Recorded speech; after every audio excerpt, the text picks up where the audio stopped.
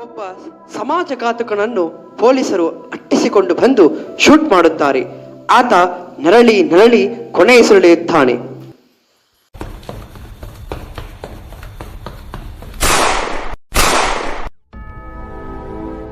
ಇಡೀ ರಾಜ್ಯವೇ ಬೆಚ್ಚಿ ಬೀಳಿಸುವ ಸುದ್ದಿ. Most wanted criminal drug mafia Venkatesh alias ಬೆಂಕಿ ಈಗ ಪೊಲೀಸರ ಗುಂಡೇಟಿಗೆ ಬಲಿಯಾಗಿದ್ದಾನೆ. ಕ್ಯಾಮ್ರಾಮ್ಯಾನ್ ಚೇತನ್ ಜೊತೆ ರಿಪೋರ್ಟರ್ ಗಾನಶ್ರೀ. ಈ ಸಾವು ನ್ಯಾಯವೇ? ಬಾಲ್ಯದ ಚಂಚಲತೆಯಿಂದ ಕೂಡಿ ಹರಳುವ ಮುನ್ನ ಯೌವನಕ್ಕೆ ಜಾರುವಾಗ ಸಾಮಾಜಿಕ ಪಿಡುಗುಗಳ ಜಾಲಕ್ಕೆ ಸಿಕ್ಕಿ ತಾನರಿಯದಂತೆಯೇ ಅವನನ್ನು ಕ್ರೂರಿಯನ್ನಾಗಿ ಮಾಡಿ ಸುಂದರ ಸಮಾಜದ ವಾಸ್ತವತೆಯನ್ನು ಹಾಳು ಮಾಡುವುದು ಸಮಂಜಸವೇ?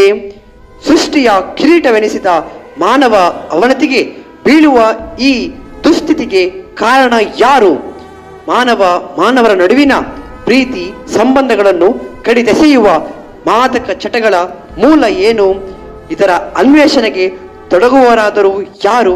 ಬನ್ನಿ, ಈತನ ಸಾವಿಗೆ ಕಾರಣ ಯಾರು ತಿಳಿಯೋಣ.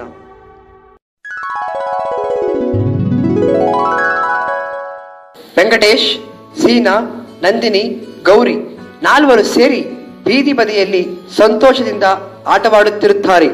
ಆ ಸ್ಥಳಕ್ಕೆ ಬಸವ ಆಗಮಿಸುತ್ತಾನೆ.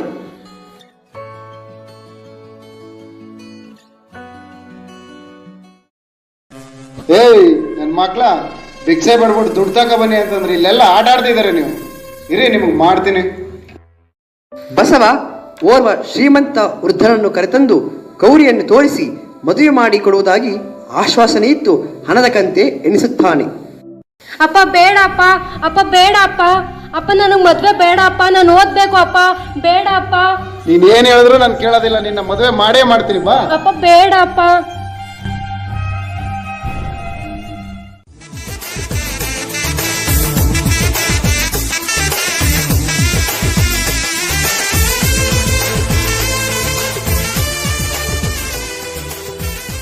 ಹೆತ್ತ ಮಗಳನ್ನು ಬಲಿಪಶು ಮಾಡಿ ತನ್ನ ಮರೆಯಲು ಕುಡಿತದ ಮೊರೆ ಹೋಗುವುದೇ ಎಲ್ಲಿವರೆಗೆ ಈ ಅನ್ಯಾಯ?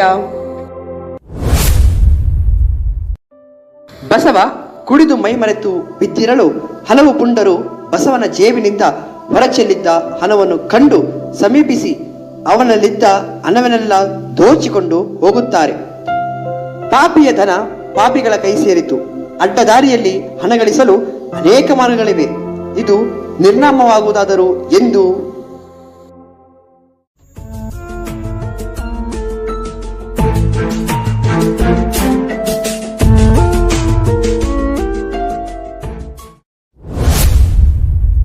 ಬಸವ ಓರ್ವ ವ್ಯಕ್ತಿಯೊಂದಿಗೆ ಮಕ್ಕಳ ಬಳಿ ಬಂದು, ರವೇಣ ನೋಡಿ, ಇವರೇ ನನ್ನ ಮಕ್ಕಳು, ಇವ್ರು ಕರ್ಕೊಂಡು ಹೋಗು. ನೀನೆ ಸ್ಕೂಲ್ಗಾದ್ರೂ ಸೇರ್ಸು, ಇಲ್ಲ ಕೆಲ್ಸಕ್ಕಾದ್ರೂ ಕರ್ಕೊಂಡು ಹೋಗು. ತಗೋ ಬಸವ, 10,000 ರೂಪಾಯಿ. ಮಕ್ಕಳನ್ನು ಮತ್ತೆ ಹುಡ್ಕೊಂಡು ಬರಬಾರ್ದು. ಏಯ್, ಎಲ್ರು ನೀವು ಇವ್ರ ಜೊತೆಗೆ ಹೋಗಿ, ಇವ್ರು ನಿಮ್ಮನ್ನ ಪೇಟೆಗೆ ಕರ್ಕೊಂಡು ಹೋಯ್ತಾರೆ.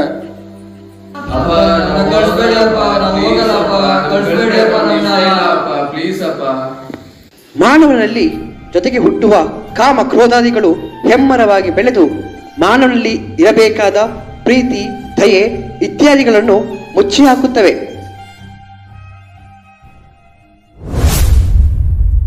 ರವಿ 3 ಮಕ್ಕಳನ್ನು ಪೇಟೆಗೆ ಕರೆತಂದು ವೆಂಕಟೇಶ್ನನ್ನು ಹೋಟೆಲ್ ಮಾಲೀಕನಿಗೂ, ಸೀನನನ್ನು ಕಾರ್ಖಾನೆಗೂ, ನಂದಿನಿಯನ್ನು ಮನೆಗೆಲಸಕ್ಕಾಗಿ ಓರ್ವ ಸರ್ಕಾರಿ ಅಧಿಕಾರಿಯ ಮನೆಗೆ ಬಿಡುತ್ತಾನೆ. ಆತ ರವಿ ಮಾಡುತ್ತಿದ್ದ ದುಷ್ಕೃತ್ಯಗಳು ಕಾನೂನಿನ ಚೌಕಟ್ಟಿಗೆ ಒಳಗಾಗದಂತೆ ನೋಡಿಕೊಳ್ಳುತ್ತಿದ್ದ. ಹಲೋ ಸರ್, ಆ ಹುಡುಗಿ ಕೇಳಿದ್ರಲ್ಲ, ನಿಮ್ಮ ಮನೆಗೆ ಸೇರಿಸಿದ್ದೀನಿ. ಒಂಚೂರು ಚುರುಕಾಗೋಳೆ, ನೋಡ್ಕೊಳ್ಳಿ ಸರ್. ಹಂಗೆ ನಮ್ಮ ಕೇಸು ಹೊರಗಡೆ ಬರ್ತಾ ರೀತಿ ಒಂಚೂರು ನೋಡ್ಕೊಳ್ಳಿ ಸರ್. ಸರ್, ಅದೇನು ಸೇರ್ತಾ ಇದ್ದೀರಲ್ಲ ಸರ್, ಅದು ನನಗೂ ಬೇಕಿತ್ತು ಸರ್. ಕೊಡಿ ಸರ್, ನಾನು ಒಂದ್ಸಲ ಟ್ರೈ ಮಾಡಬೇಕು, ಕೊಡಿ ಸರ್. ಏಯ್, ಇವೆಲ್ಲ ನಿಂಗೆ ಬೇಡ. ನೀನು ಕರ್ಕೊ ಬಂದಿರೋದು ಕೆಲಸ ಮಾಡೋಕ್ಕೆ. ಬಾಯಿ ಮುಚ್ಕೊಂಡು ಕೆಲಸ ಮಾಡ್ಕೊಂಡಿರೋಗ. ಈ ಅಟ್ಟಹಾಸದ ಅನ್ಯಾಯಕ್ಕೆ ಸಮಾಧಿ ಕಟ್ಟುವರು ಯಾರು? ಅಮಾಯಕರ ಬಾಲಕಿಯರ ಪರ ನಿಲ್ಲುವವರು ಯಾರು? ಕಾರ್ಖಾನೆಯಲ್ಲಿ ಕೆಲಸ ನಡೆಸುತ್ತಿರಲು ಆಕಸ್ಮಿಕವಾಗಿ ಯಂತ್ರಕ್ಕೆ ಕೈ ಸಿಲುಕಿ ಸೀನಾ ತನ್ನ ಕೈಯನ್ನು ಕಳೆದುಕೊಂಡು ಜೋರಾಗಿ ಚೀರುತ್ತಾನೆ. ನಾನು ಹೇಳಿದ ಕೆಲಸ ಏನು ಮಾಡ್ತಾರೆ ಬರ ಇಲ್ಲಿ. ಈ ಸ್ವಿಚ್ ಆನ್ ಮಾಡಿದ್ರೆ ಈ ಮಿಷಿನ್ ಹಿಂಗ್ ವರ್ಕ್ ಆಗುತ್ತೆ, ಆ ಸ್ವಿಚ್ ಆನ್ ಮಾಡಿದ್ರೆ ಕರೆಕ್ಟಾಗಿ ಕಂಟ್ರೋಲಿಂಗ್ ಬರುತ್ತೆ. ಹೇಳ್ದಷ್ಟು ಮಾಡ್ಕೊಂಡು ಹೋಗು, ಆಯ್ತಾ?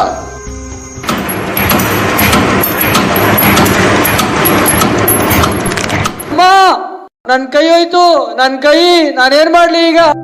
ಯುವಶಕ್ತಿಯಲ್ಲಿ ಪ್ರಗತಿ ಸಾಧಿಸಲು ಹೊರಟಿರುವ ನಮ್ಮ ದೇಶದಲ್ಲಿ ಯುವಕರ ಸ್ಥಾನಮಾನ ಎಲ್ಲಿದೆ?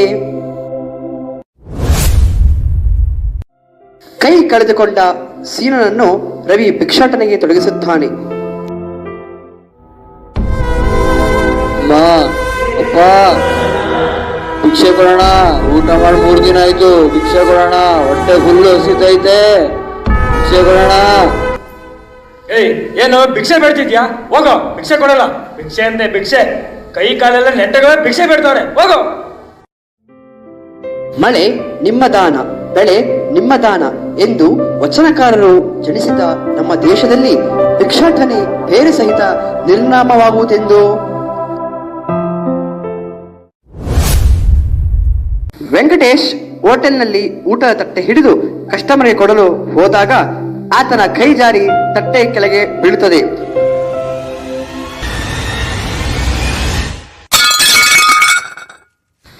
ಕಣ್ಕಾಣಲ್ಲ, ಮೈ ಮೇಲೆ ಎಲ್ಲ ಚೆಲ್ತಿಯಲ್ಲ. ಓಯ್, ನೋಡ್ಕೊಂಡ್ ಕೆಲಸ ಮಾಡಕ್ಕಾಗಲ್ವೇನ ನಿನ್ಗೆ? ಅಣ್ಣ ಕೈ ಜಾರ್ ಬಿದ್ದೋಯ್ತಣ್ಣ, ಇನ್ಮೇಲೆ ಈ ತರ ಆಗದೆ ಇರಂಗ್ ನೋಡ್ಕೋತೀನಿ ಅಣ್ಣ. ಏನೋ ಕೈ ಜಾರ್ ಬಿತ್ತ? ಇರು, ಮಾಡ್ತೀನಿ ನಿನ್ಗೆ. ರಾತ್ರಿ ಬಂದು ನೋಡ್ಕೋತೀನಿ ನಿನ್ನ.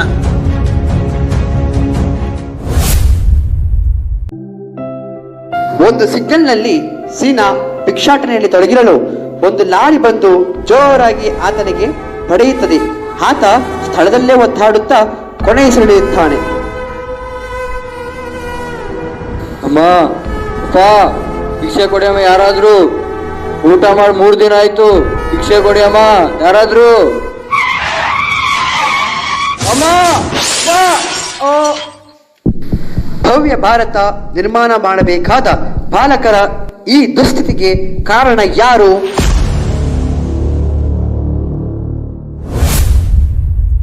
ನಂದಿನಿ ಮನೆ ಕಸ ಗುಡಿಸುತ್ತಿರಲು ಮನೆ ಮಾಲೀಕ ಮನೆಯೊಳಗೆ ಪ್ರವೇಶಿಸುತ್ತಾನೆ. ಕುಡಿದ ಮತ್ತಿನಲ್ಲಿ ನಂದಿನಿಯನ್ನು ಕಂಡು, ಏಯ್, ಇನ್ನು ಮನೆನೇ ಒರೆಸ್ತಿದ್ಯಲ್ಲ, ಬೇರೆ ಕೆಲಸ ಎಲ್ಲ ಯಾರು ಮಾಡ್ತಾರೆ? ಅಷ್ಟೊತ್ತಿಂದ ಒಂದೇ ಕೆಲಸ ಮಾಡ್ತಿದ್ಯಲ್ಲ. ಮಾಡ್ತೀನಿ ಅಮ್ಮ, ಮಾಡ್ತೀನಿ. ಬೈಲಿ ನಿನ್ಗೆ, ಮಾಡ್ತೀನಿ. ಒಂದೇ ಕೆಲಸ ಮಾಡ್ತಿದ್ಯಲ್ಲ ಅಷ್ಟೊತ್ತಿಂದ. ಅಯ್ಯೋ ಅಮ್ಮ, ಬಿಟ್ಬಿಡಿ ಅಮ್ಮ, ಬಿಟ್ಬಿಡಿ. ಮಾಡ್ತೀನಿ ಅಮ್ಮ. ಅಮ್ಮ ಹೊಡಿಬೇಡಿ ಅಮ್ಮ, ಅಮ್ಮ ನೋವಾಗ್ತಿದೆ ಅಮ್ಮ. ಅಮ್ಮ ಬಿಟ್ಬಿಡಿ ಅಮ್ಮ, ಅಮ್ಮ ದಯವಿಟ್ಟು ಬಿಟ್ಬಿಡಿ ಅಮ್ಮ. ಅಮ್ಮ ಬಿಟ್ಬಿಡಿ ಅಮ್ಮ. ಅಷ್ಟೊತ್ತಿಂದ ಬರೀ ಇದನ್ನೇ ಮಾಡ್ತಿದ್ಯಲ್ಲ. ನಿನ್ಗೆ ಇವಾಗ ಬರೆ ಹಾಕಿದ್ದೀನಿ. ನೆಕ್ಸ್ಟ್ ಟೈಮ್ ಇನ್ನೊಂದ್ಸಲ ಹಿಂಗೆ ಮಾಡಿದ್ರೆ ಕೈಕಾಲು ಮುರ್ದಾಕ್ತೀನಿ ನಿಂದು. ನಾನು ಬ್ಯೂಟಿ ಪಾರ್ಲರ್ಗೆ ಹೋಗಿದ್ದು ಬರೋಷ್ಟ್ರಲ್ಲಿ ಮಾಡಿದ್ರೆ ಎಲ್ಲ ಕೆಲಸ ಸರಿ. ಇಲ್ಲ ಅಂತಂದ್ರೆ ಈ ಟೈಮ್ ಬರೆ ಹಾಕಿದ್ದೀನಿ. ನೆಕ್ಸ್ಟ್ ಟೈಮ್ ನಿನ್ನ ಕೈಕಾಲು ಮುರ್ದಾಕ್ತೀನಿ.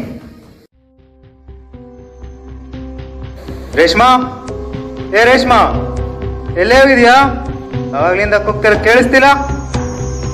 ಅಣ್ಣ, ಅಮ್ಮ ಅವ್ರಿಲ್ಲ ಅಣ್ಣ, ಬ್ಯೂಟಿ ಪಾರ್ಲರ್ಗೆ ಹೋಗಿದ್ದಾರೆ. ಏನ ಬ್ಯೂಟಿ ಪಾರ್ಲರ್ಗ? 3 ಹೊತ್ತು ಅದೇ ಕೆಲಸ ಆಯ್ತು ಅವಳಿಗೆ. ಸರಿ, ಹೋಗಿ ನೀರು ತರ ಹೋಗು. ತಗೊಳ್ಳಿ ಅಣ್ಣ ನೀರು. ಯಾಕೆ ದೂರ ನಿಂತ್ಕತಿದೀಯಾ? ಹತ್ರ ಬಾಯ್. ಏನಿದು ಮೈಯಲ್ಲೆಲ್ಲ ಗಾಯ? ಅಣ್ಣ, ಅಮ್ಮ ಅವ್ರು ಹೊಡೆದ್ಬಿಟ್ರ ಅಣ್ಣ. ಏನೋ ಅಮ್ಮವ್ರು ಹೊಡೋದ್ರ? ಸರಿ, ಅವ್ರು ಬರ್ಲಿ, ಅವಳು ಸರಿಯಾಗಿ ಮಾಡ್ತೀನಿ. ಸರಿ, ನನ್ನ ಹತ್ರ ಮುಲಾಮಿದೆ, ಹಚ್ತೀನಿ, ಬರ್ತೀಯಾ? ಬೇಡ ಅಣ್ಣ, ಬೇಡ. ಬಾ, ಮುಲಾಮ್ ಹಚ್ತೀನಿ. ಯಾಕೆ ಭಯ ಪಡ್ತೀಯ? ಬಾ. ಬೇಡ ಅಣ್ಣ. ಅಣ್ಣ ಮುಟ್ಬೇಡಿ ಅಣ್ಣ. ಅಣ್ಣ ಬಿಟ್ಬಿಡಿ ಅಣ್ಣ. ಅಣ್ಣ ದಯವಿಟ್ಟು ಬಿಟ್ಬಿಡಿ ಅಣ್ಣ. ಅಣ್ಣ ಬಿಟ್ಬಿಡಿ ಅಣ್ಣ. ಅಣ್ಣ ಬೇಡ ಅಣ್ಣ. ಅಣ್ಣ ಬೇಡ ಅಣ್ಣ, ಬೇಡ ಅಣ್ಣ. ಮಾತೃ ದೇವತೆಯನ್ನು ಪೂಜಿಸುವ ಭಾರತದಲ್ಲಿ ಈ ಅಮಾನವೀಯ ಕೃತ್ಯ ಸಹನೀಯವೇ? ಎತ್ತಣಾರಸ್ತೆ ಪೂಜ್ಯಂತೆ ರಮಂತೆ ತತ್ರ ದೇವತಾ. ವೆಂಕಟೇಶ್ ಒಂದು ಕತ್ತಲ ಕೋಣೆಯಲ್ಲಿ ಕುಳಿತು ಅಳುತ್ತಾ ಗೊಳಗುತ್ತಾನೆ. ಅಯ್ಯೋ ದೇವರೇ, ನನ್ನ ಈ ಸ್ಥಿತಿ ಯಾರಿಗೂ ಬರಬಾರ್ದು. ದಿನವೆಲ್ಲ ಮೈ ಮುರಿದು ದುಡಿಯೋದು, ರಾತ್ರಿ ಎಲ್ಲ ಈ ಮಾಲೀಕನ ಕಾಟ. ಜೀವನ ಸಾಕೆನಿಸಿದೆ. ಇಂಥ ಜೀವಕ್ಕಿಂತ ಸಾಯೋದೇ ಮೇಲು ಎಂದು ಸಾಯಲು ಮುಂದಾದಾಗ ತನ್ನ ಪುಟ್ಟ ತಂಗಿಯನ್ನ ಒಮ್ಮೆ ನೋಡಬೇಕೆನಿಸುತ್ತದೆ. ಆಗ ಅಲ್ಲಿಂದ ಕಣ್ಣರಿಸಿಕೊಂಡು ತಂಗಿ ಕೆಲಸ ಮಾಡುವ ಮನೆಯತ್ತ ನಡೆಯುತ್ತಾನೆ. ವೆಂಕಟೇಶ್ ತಂಗಿ ಕೆಲಸ ಮಾಡುವ ಮನೆಯೊಳಗೆ ಪ್ರವೇಶಿಸಲು ಮನೆ ಮಾಲೀಕ ಕುಡಿದ ಮತ್ತಿನಲ್ಲಿ ಸೋಫಾ ಮೇಲೆ ಬಿದ್ದಿರುತ್ತಾನೆ. ಸರ್ ಸರ್ ನಮ್ಮ ತಂಗಿಯಲ್ಲಿ ಸರ್ ಸರ್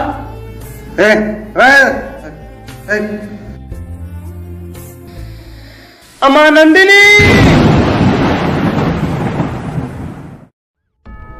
ಹುಟ್ಟಿದ್ದೆಲ್ಲೋ ಬೆಳೆದಿದ್ದೆಲ್ಲೋ, ಜೊತೆಯಲ್ಲಿದ್ದ ಅಣ್ಣ ತಂಗಿರ್ನೆಲ್ಲ ಅಪ್ಪ ಅನ್ನಿಸ್ಕೊಂಡೊಂದು ದೂರ ಮಾಡ್ದ. ಕೊನೆಗೆ ಇಲ್ಲಿಗೆ ತಗೊಬಂದು ಬಿಸಾಕಿದ್ರು. ಬೆಳಗ್ಗೆ ಆದ್ರೆ ಈ ಮಾಲೀಕಿ ಕಾಟ, ಸಂಜೆ ಆದ್ರೆ ಈ ಮಾಲೀಕನ ಕಾಟ. ಈ ತೊಂದರೆನೆಲ್ಲ ಅನುಭವಿಸ್ಕೊಂಡು ಈ ಸಮಾಜದಲ್ಲಿ ಬದುಕೋಕ್ಕಿಂತ ಒಂದೇ ಸಲ ಪ್ರಾಣ ಕಳ್ಕೊಳ್ಳೋದೇ ಮೇಲು.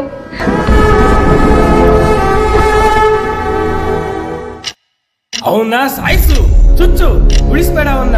ನಿನ್ ತಂಗಿ ಸಾವಿಗೆ ಅವನೇ ಕಾರಣ. ಚುಚ್ಚು, ನಿಲ್ಲು, ನಿಧಾನಿಸು. ವಿಧಿಯನ್ನ ಬಲ್ಲವರ್ಯಾರು? ನೀನು ಅವನನ್ನು ಕೊಂದರೆ ಈ ದುಷ್ಟನಿಗೂ ನಿನಗೂ ಇರುವ ವ್ಯತ್ಯಾಸವೇನು? ಚುಚ್ಚು. ಸತ್ಯ ಧರ್ಮಕ್ಕೆ ಇದು ಕಾಲವಲ್ಲ. ನಿನಗಾದ ಅನ್ಯಾಯಕ್ಕೆ ನೀನೇ ತೀರ್ಪಿಡಬೇಕು. ಮುಗಿಸು ಅವನ ಕತೆನ. ಇನ್ನು ಇವನ ಕಾಮುಕತನಕ್ಕೆ ಇನ್ನೆಷ್ಟು ಮುಗ್ಧ ಜೀವಿಗಳು ಬಲಿಯಾಗಬೇಕು? ಸಾಯಿಸು, ಚುಚ್ಚು ಅವನ್ನ. ಬೇಡ ಬೇಡ, ನೀನು ಕೊಲೆಗಾರನಾಗುವೆ. ಜೀವನ ಪರ್ಯಂತ ಕೊಳೆಯಬೇಕಾಗುತ್ತದೆ. ಮಾಡಿದ ಕರ್ಮಕ್ಕೆ ತಕ್ಕ ಶಿಕ್ಷೆಯನ್ನು ಅವನೇ ಅನುಭವಿಸುತ್ತಾನೆ. ಸಾಯಿಸು, ಚುಚ್ಚು ಚುಚ್ಚು ಚುಚ್ಚು ಚುಚ್ಚು ಅವನ್ನ.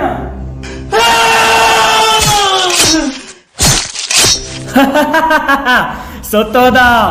ನಿನ್ನ ತಂಗಿಯನ್ನು ಕೊಂದವನು ಸತ್ತೋದ. ನೀಚ ಸತ್ತೋದ. ಮುಗ್ಧ ಬಾಲಕ ವೆಂಕಟೇಶ್ ತನ್ನ ತಂಗಿಯ ಅನ್ಯಾಯದ ಸಾವಿಗೆ ಪರಿಹಾರವಾಗಿ ಅದಕ್ಕೆ ಕಾರಣನಾದ ಮಾಲೀಕನನ್ನೇ ಕೊಂದು ಸೇಡು ತೀರಿಸಿಕೊಂಡ. ವೆಂಕಿ ದಹಿಸುವ ಬೆಂಕಿಯಂತಾದ. ಕ್ಯಾಮ್ರಾಮನ್ ಚೇತನ್ ಜೊತೆ ರಿಪೋರ್ಟರ್ ಗಾನಶ್ರೀ. ದೇವ ಪರಂಪರೆ ಸಂಸ್ಕೃತಿಗೆ ಅಗ್ರಗಣ್ಯ ಸ್ಥಾನದಲ್ಲಿರುವ ಭಾರತದ ಇಂದಿನ ಸ್ಥಿತಿಗತಿಗಳೇನು? ಭಾರತದಲ್ಲಿ ಅತಿ ಹೆಚ್ಚು ಮುಖ್ಯವಾಗಿ ಇರುವಂತಹ ವೆಂಕಟೇಶ್ನಂತಹ ಮುಗ್ಧ ಬಾಲಕ ಸಮಾಜಘಾತಕನಾಗಿ ಪೊಲೀಸರ ಗುಂಡೇಟಿಗೆ ಬಲಿಯಾಗಿ ಅಸುನೀಗಿದ. ಮಾನವನ ನಿಜ ಸ್ವರೂಪವನ್ನು ಅರಿತಿರುವ ನಾವು ಬಡಿದಬ್ಬಿಸಿ ಎಚ್ಚರಗೊಳಿಸುವ ಪ್ರಕ್ರಿಯೆ ಜಾರಿಯಾಗುವವರು ಎಂದು ಯಾವುದು, ಯಾರ ಪಾತ್ರ ಇಲ್ಲಿ ಪ್ರಮುಖವಾಗುವುದು? ಸರ್ಕಾರದ ಪಾತ್ರವೋ ಕಾನೂನಿನ ಪಾತ್ರವೋ ಯಾವುದು? ಯಾರ ಪಾತ್ರ ಇಲ್ಲಿ ಮುಖ್ಯವಾಗುವುದು? ಭಿಕ್ಷಾಟನೆಯನ್ನು ನಮ್ಮ ದೇಶದ ಸಾಮಾಜಿಕ ಪಿಡುಗಾಗಿ ಹೊರಹೊಮ್ಮುತ್ತಿದ್ದು, ಇದನ್ನು ತಡೆಗಟ್ಟುವ ಸಲುವಾಗಿ ಅಭಿಯಾನ 6ರಿಂದ 14 ವರ್ಷದ ಮಕ್ಕಳಿಗೆ ಯಾವುದೇ ಜಾತಿ, ಲಿಂಗ, ಧರ್ಮ ಭೇದವಿಲ್ಲದೆ ಸರ್ವರಿಗೂ ಶಿಕ್ಷಣ ಸೌಲಭ್ಯವನ್ನು ಒದಗಿಸುತ್ತದೆ.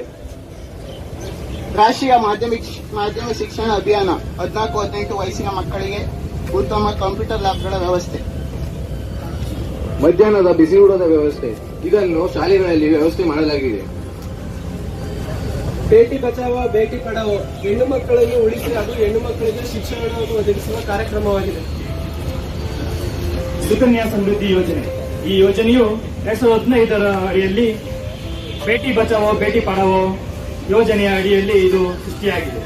ಇದು ಮುಖ್ಯವಾಗಿ ಹೆಣ್ಣು ಮಕ್ಕಳ ಉನ್ನತ ಶಿಕ್ಷಣ ಮತ್ತು ಮದುವೆಯ ವೆಚ್ಚವನ್ನು ಭರಿಸಲು ಮುಖ್ಯವಾಗಿದೆ. ಬಾಲಿಕಾ ಯೋಜನೆ, ಈ ಯೋಜನೆಯನ್ನು 1997ರಲ್ಲಿ ಪ್ರಾರಂಭಿಸಲಾಯಿತು. ಈ ಯೋಜನೆಯ ಮುಖ್ಯ ಗುರಿ ಮತ್ತು ಉದ್ದೇಶವೇನೆಂದರೆ ಹೆಣ್ಣು ಮಕ್ಕಳನ್ನು ಶಾಲೆಗೆ ಕಳುಹಿಸುವುದು ಹಾಗೂ ಅವರಿಗೆ ರಕ್ಷಣೆಯನ್ನು ನೀಡುವುದಾಗಿದೆ. ಲಾಡ್ಲಿ ಯೋಜನೆ, ಲಾಡ್ಲಿ ಯೋಜನೆಯು ಹೆಣ್ಣು ಮಕ್ಕಳ ಶಾಲಾ ಶುಲ್ಕ, ಸಮವಸ್ತ್ರ ಹಾಗೂ ಇತರ ಹೆಚ್ಚಿನ ಶೈಕ್ಷಣಿಕ ವೆಚ್ಚಗಳಿಗೆ ಈ ಯೋಜನೆಯನ್ನು ಪೂರಕವಾಗಿರುತ್ತದೆ. ಶಿಕ್ಷಣ ಸಾಲ ಯೋಜನೆ, ಈ ಯೋಜನೆಯು ಬಡ ಮಕ್ಕಳಿಗೆ ಉತ್ತಮವಾದ ಶಿಕ್ಷಣವನ್ನು ಒದಗಿಸಬೇಕೆಂದು ಸರ್ಕಾರವು ನಿಯೋಜಿಸುವ ಯೋಜನೆಯಾಗಿದ್ದು, ಈ ಯೋಜನೆಯಲ್ಲಿ 1 ಲಕ್ಷದಿಂದ 5 ಲಕ್ಷದವರೆಗಿನ ಸಾಲದ ಸೌಲಭ್ಯವನ್ನು ಕಡಿಮೆ ಬಡ್ಡಿ ದರದಲ್ಲಿ ಒದಗಿಸಲಾಗುತ್ತದೆ. ಮಕ್ಕಳ ಪ್ರಗತಿಯೇ ದೇಶದ ಪ್ರಗತಿ. ಗರ್ಭಿಣಿ, ಬಾಣಂತಿಯರು ಮತ್ತು 6 ವರ್ಷದೊಳಗಿನ ಮಕ್ಕಳ ಕಲ್ಯಾಣ ಯೋಜನೆ ಈ ಯೋಜನೆಯ ಮುಖ್ಯ ಗುರಿಯಾಗಿರುತ್ತದೆ. ಸರ್ಕಾರ ಇಷ್ಟೆಲ್ಲಾ ಸೌಲಭ್ಯಗಳ ಮಕ್ಕಳಿಗೆ ನೀಡುವುದರಿಂದ ಅವೆಲ್ಲವನ್ನು ನಾವು ಸರಿಯಾದ ರೀತಿಯಲ್ಲಿ ಸದುಪಯೋಗಪಡಿಸಿಕೊಂಡು ಮಕ್ಕಳನ್ನು ಶ್ರೇಷ್ಠ ಪ್ರಜೆಯನ್ನಾಗಿ ಭಾರತದಲ್ಲಿ ನಿರ್ಮಾಣ ಮಾಡೋಣ. ಅದೇ ರೀತಿಯಲ್ಲಿ ಬಾಲಕಾರ್ಮಿಕ ಹಾಗೂ ಭಿಕ್ಷಾಟನೆಯಂತಹ ಸಮಾಜದ್ರೋಹಿ ಚಟುವಟಿಕೆಗಳಿಂದ ಮಕ್ಕಳನ್ನು ಮುಕ್ತರನ್ನಾಗಿಸಿ ಒಬ್ಬ ಶ್ರೇಷ್ಠ ಪ್ರಜೆಯನ್ನಾಗಿ ಮಾಡೋಣ. ಜೈ ಹಿಂದ್, ಜೈ ಕರ್ನಾಟಕ ಮಾತೆ.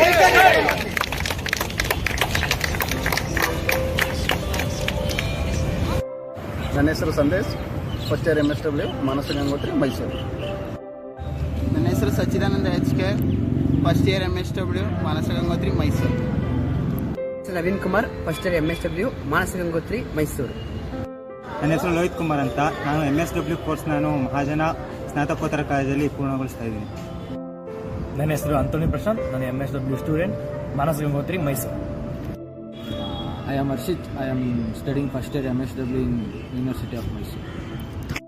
ನನ್ನ ಹೆಸರು Sindhushree BN, government first grade college KR ಪೇಟೆಲ್ ಓದ್ತಿರೋದು, first year MSW. Hello everyone, myself Ganeshri. I am from St. Philomena's College, Mysore, Bannimankapu.